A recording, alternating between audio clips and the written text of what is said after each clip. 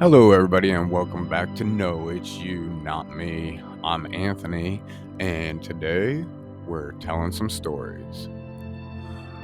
So, the title of today's story is Humanity's Loudest Whisper.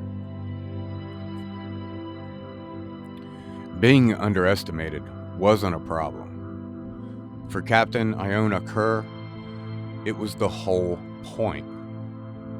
In a galaxy of 9-foot insectoid warriors, energy cannons that could melt mountains, and fleets that blotted out the stars, humanity was the punchline. A forgotten primate from the unfashionable western spiral arm. A species clinging to ballistics, combustion, and Newton's old tricks. The galaxy thought we were quaint. That was their mistake. The Vanguard, flagship of the Coalition fleet, wasn't a ship.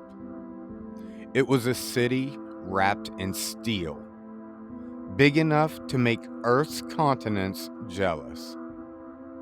Its hangar swallowed Iona whole, every rivet humming with judgment. The air tasted of sterilized metal. Lines of Kalir honor guards stood like statues. 9-foot armored titans, their plates a dull matte gray that drank in the light around it. And they were laughing at her. Iona heard it. The rasp of Sub-Commander Tay,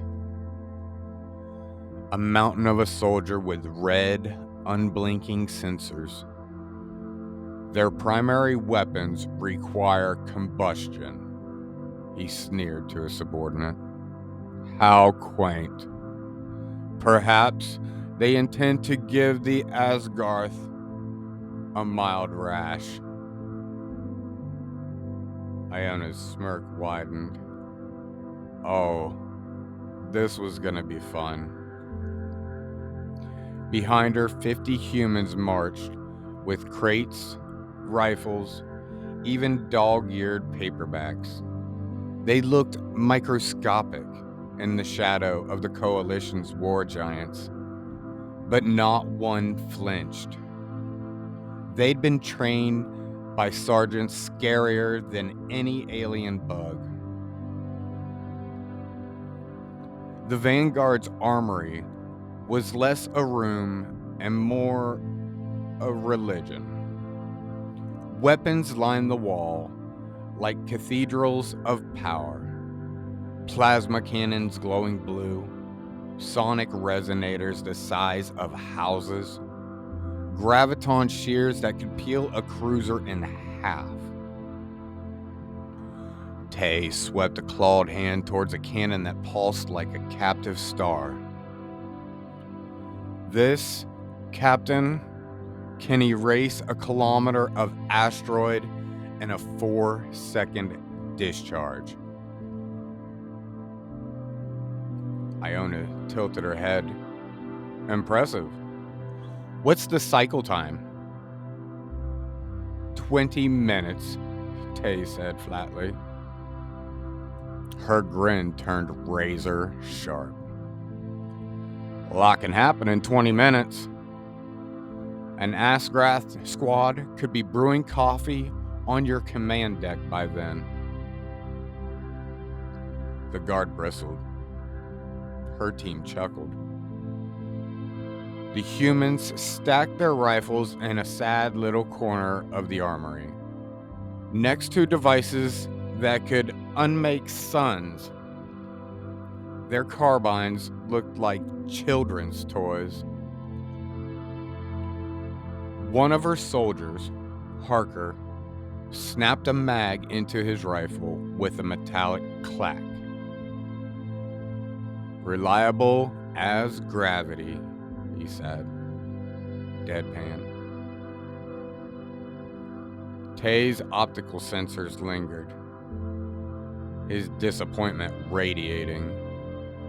These are your contributions. Iona patted her sidearm, a polymer pistol she called the can opener. Special occasions only. You'll know it when you see it. Tay had no idea what she meant. Dr. Gareth Adair, physicist, optimist, and hopeless romantic for equations, stood before the Coalition Council, his hologram projecting the secrets of Asgrath armor. Energy is useless, he declared, voice echoing. Plasma, lasers, fusion beams, their armor drinks it like water. But it's brittle. One high-velocity kinetic strike, he tapped the model, and it shatters like glass under a hammer. The admirals were not impressed. Doctor, Boris rumbled, a tusked mountain of an officer. You are the 5th new species this cycle to promise us miracles. All of them were wrong. Adair's grin didn't waver. We're not playing their game. Everyone else tried to burn the armor. We're going to break it. Iona clenched her fist. The council dismissed them, shoving her unit to backwater patrols. As they walked out, she caught Tay watching. His unblinking eyes weren't mocking now. They were curious. The mess hall of the Vanguard was chaos incarnate. 100 species, 100 smells, 1,000 grudges. That's when the toyed pilots laughed. Feathered braggarts with voices like screeching violins. One of them, Churax, squawked. The primitives and their spark sticks. Maybe we'll use them for ceremonial salutes when we surrender. Laughter, talons drumming on tables. Iona walked over, shadow falling across their drinks. Her voice was calm, lethal. I'm tired of your kind's only contribution being noise. How about a wager? The hangar fell silent. Your sonic cannons versus one of my rifles. Same target. First to leave a mark wins. Churax's feathers rippled with amusement. And the prize? A week of my rations, Iona said without flinching. The toad cackled. Deal!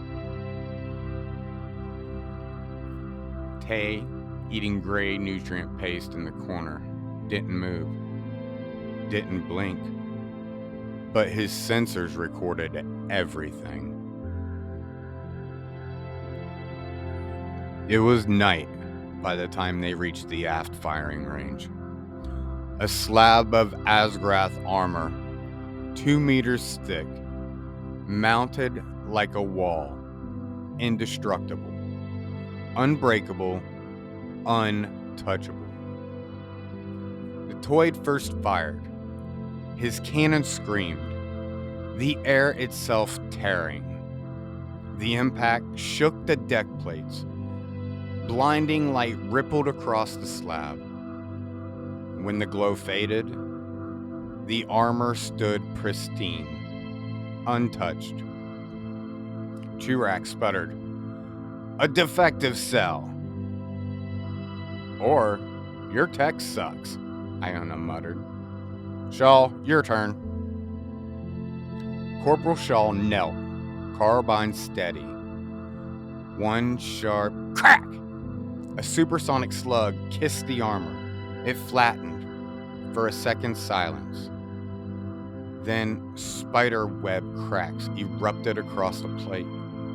And on the far side, a fist-sized chunk of armor sheared off and clattered to the deck. Spalling. The gallery gasped. The unbreakable was breaking. That's when the lights flared. Tay towered in the doorway. Fury radiated off him. A violation of every regulation. Unauthorized weapon discharge. Grounds for court-martial. But he stopped mid-sentence. His gaze locked on the cracked plate. His claw brushed the fracture. And for the first time, the warrior scientist was silent. Sub-Commander Tay's fingers lingered on the spidery lines, tracing them like a monk running beads of prayer. The faint scraping of keratin on meadow echoed across the firing range. Every alien in the gallery had been waiting for him to bark orders, to condemn the humans, to have them shackled and dragged before the tribunal. Instead, the towering cleric officer stood frozen, head bowed towards the impossible evidence. The honor guard shifted uneasily. The toy pilots who had mocked Iona Kerr minutes earlier now sat rigid, their crests trembling. Even Truax, feathers dulled with embarrassment, could not find a word to sneer. The silence grew thick, oppressive, as if the air itself had weight. Captain Kerr didn't break in. She let the hush expand, let the tension coil around them like a steel spring. Her smirk was still there, faint, dangerous. A smile of someone who had just thrown the first stone at a giant. Finally, Tay spoke, his voice low. This should not be possible. The words were not shouted, not barked like a command. They were whispered, as though confessing heresy in a temple. His red optical sensors flickered, scanned the plate again and again, failing to reconcile what they saw with centuries of doctrine. Plasma scars fade, he continued, speaking more to himself than to the humans. Lasers dissipate, sonic waves are absorbed. But this, his claw tapped the plate. The cracks spread like veins under pressure, white against the dark alloy. This is internal failure. Dr. Adair could barely contain himself. He stepped forward, his hands trembling with vindicated excitement. Exactly, Sub-Commander. Internal failure.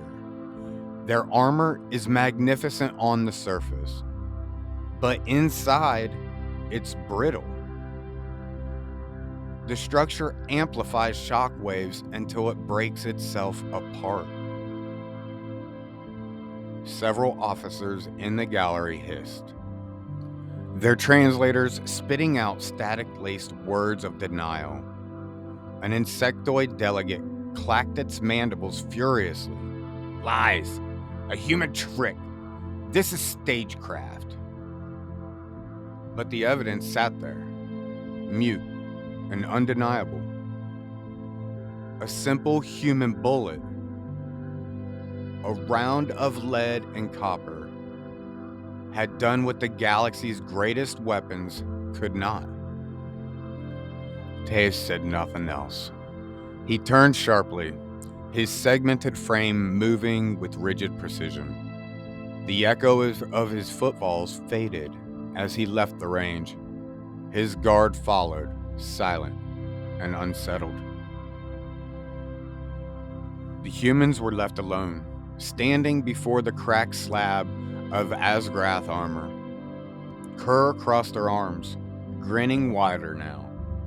That, she said to her squad, was just the warm-up. The next morning, the Coalition Admiral received his report. 3 pages, clinical, precise, written in the exact tone of the Kalir. It listed every violation: unauthorized weapons aboard the flagship, endangerment of personnel, contempt of regulation, a case for confinement and dismissal. But attached at the very end, almost as an afterthought, was a single image, high resolution, a close-up of the Asgrath armor plate with a thin red circle drawn around the crack and sprawling. That picture detonated like a grenade in the high command. By order of Admiral Boras, a public demonstration was arranged, not in a hidden range at night, not whispered among guards and engineers. This would be a spectacle, a test that every admiral, every weapons master, every doubter could witness with their own eyes. The aft firing range was transformed into an arena. Rows of tiered galleries filled with officers of every species. The walls hummed with translation nodes, each word fed to dozens of ears in dozens of languages. At the center of the range stood a new slab of Asgrath plating. Not a scavenged fragment, but a pristine section cut directly from the hull of a fallen dreadnought. 20 centimeters thick, black as obsidian, it seemed to drink in the light. The gallery buzzed with contempt. Primitives, combustion toys, wasting our time. Iona Kerr stood with her unit on the range floor, the tiny rifles stacked neatly at their feet, the anti-material weapon gleaming like a museum piece beside him. Her hands rested on her hips. Her smirk had sharpened into something hungry. Tay stepped forward to officiate. His voice was even, but something in its cadence had shifted. Control test. Coalition plasma rifle. Fire when ready. The Kalir guard advanced, weapon cradled in massive arms. He leveled it at the plate and fired. A spear of orange plasma ripped through the air. It struck the armor with a sun-bright flash, the shock wave rattling the walls. For a moment, molten metal glowed cherry red, oozing like lava. Then it cooled, hardened. When the smoke cleared, The plate was unscarred, smooth, invincible. The gallery murmured approval. Business as usual. Human team, Tay's voice said steady. Proceed. Corporal Shaw stepped forward with his carbine. His weapon looked absurdly small in the cavernous chamber. The gallery chuckled, a rolling tide of disbelief. He knelt, took aim, and fired. The crack was sharp, echoing like a whip. The bullet slammed into the black plate and vanished, flattened to nothing. For a moment, nothing. Then, with a sound like ice fracturing on a frozen lake, white cracks erupted from the impact site. Thin lines spreading outward, spiderwebbing, until a chunk of the plate's back face sheared away and clattered across the deck. The gallery fell into silence. Not applause, not outrage, just stunned, wide-eyed silence. And then came the anti-material rifle. Shaw's arm strained as he hefted it. The 50 caliber beast was heavy enough to break lesser soldiers. He chambered a single crush head round. The orange tip gleamed under the range lights. He knelt.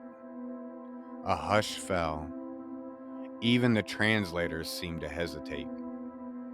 Crack! The rifle's voice was thunder. A shockwave rattled teeth and bones. The round struck, pancaked, and detonated in a flat, brutal explosion. The plate screamed. That was the only word for it. A metallic howl as the shockwave tore through its internals. A heartbeat later, the entire back face blew outward in a shower of fragments, leaving behind a gaping, ragged hole a meter wide. Gasps, shouts, translated exclamations overlapping in chaos. Dr. Adair was already moving, wrist comm projecting a slow-motion hologram above the range. The impact replayed, every frame magnified. It's not magic, he shouted over the din, his voice trembling with exultation. It's physics. Your gods of war are glass teardrops. Strong on the surface, fragile within. We don't burn them, we break them. 10,000 years of fire and plasma blinded you. You forgot the hammer. We remembered. The chamber exploded in chaos. Shouts, denials, demands. The admirals roared over one another, tusks flashing, mandibles clattering. The luminous delegates flickered in agitation. But the evidence glowed above them, undeniable.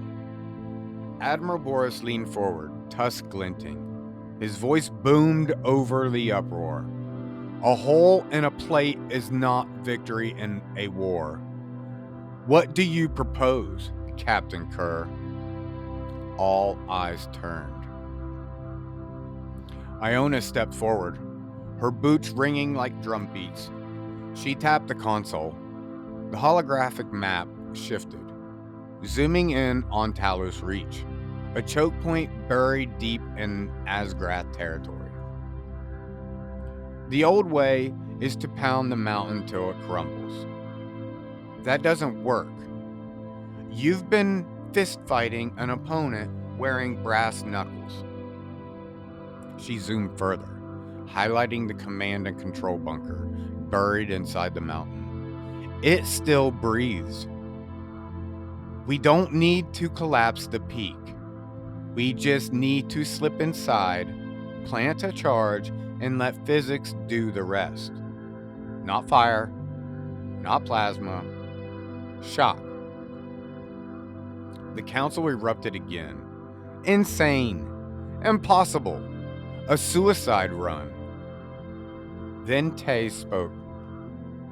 For the first time, his voice carried not contempt, but conviction. The proof is in the hole, Admiral. The captain is correct. A single breach will shatter their coordination. In that window, the coalition can strike. The room went silent. The gallery stared not at the human, but at the Kalair. Once a skeptic, now an advocate. Admiral Boras grinned, a tusked predator's smile. Every sane plan has failed. Perhaps madness will save us. Captain Kerr, your mission is authorized. The canyons of Talos Reach were a labyrinth of rust-colored stone, shadows stretching like knives beneath a swollen purple gas giant. Patrols of hunter mechs stalked the ridges, titanic biomechanical predators bristling with weapons. The humans flowed like ghosts. No reactors to betray them. No energy signatures to light up sensors. Just boots, heartbeats, and rifles. Tace moved along with them, towering above the humans, yet shocked at their fluidity. He was used to armies advancing in thunderous columns. The humans slipped through cracks, vanished in shadows, and reappeared where no one expected. When a hunter mech lumbered across their path, 10 meters tall and armored like a fortress, Shaw and Renee didn't aim for its chest. They aimed for its knees.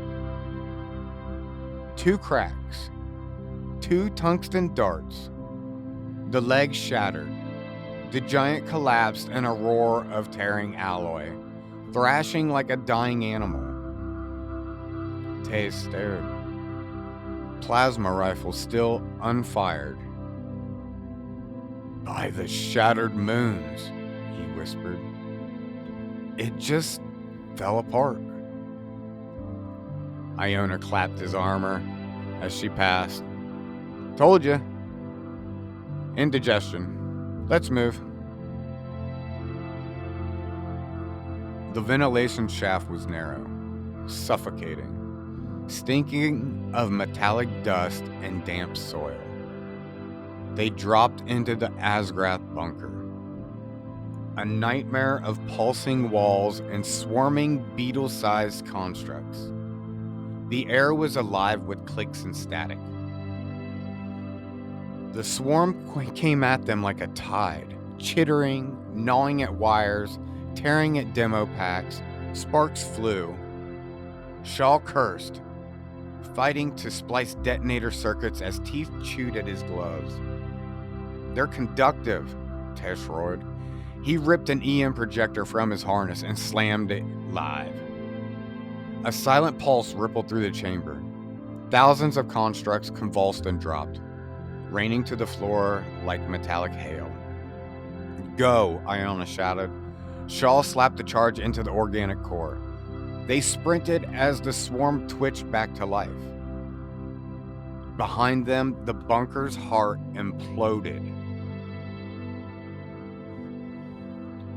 On the bridge of his flagship, High Sovereign Malachors watched his empire collapse. The Talos front dark. Hunters crippled.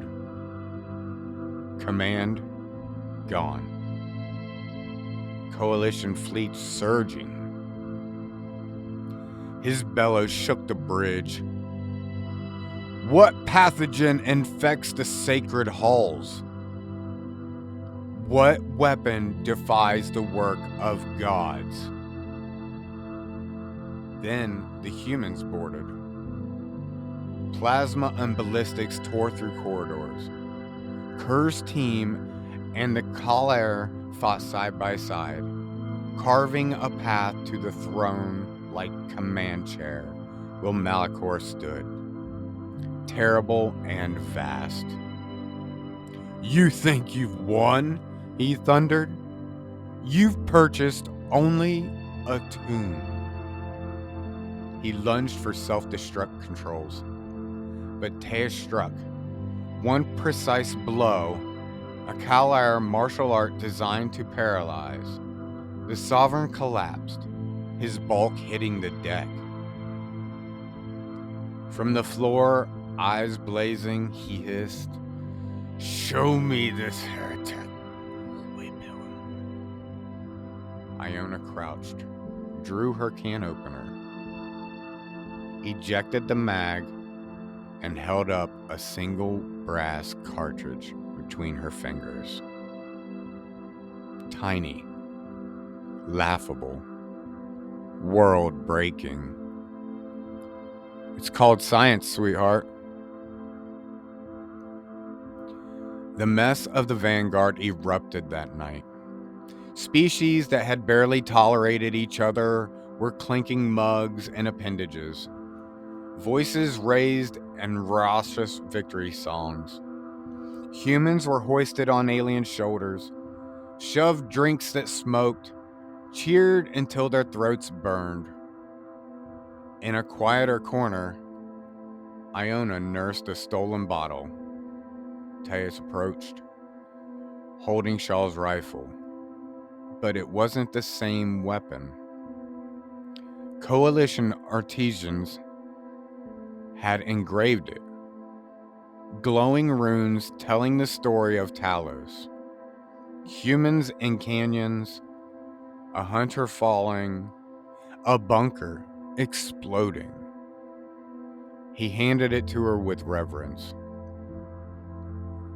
"We have much to learn from you," he said simply. "Accept this, an honored weapon for an honored warrior." She took it, felt its weight, smiled slow and dangerous. "You do know it's just for making loud noises and breaking things, right?" Teus lifted a glass of viscous blue liquor. She raised her bottle. "To tiny guns," she said. "And to big ideas," he rumbled.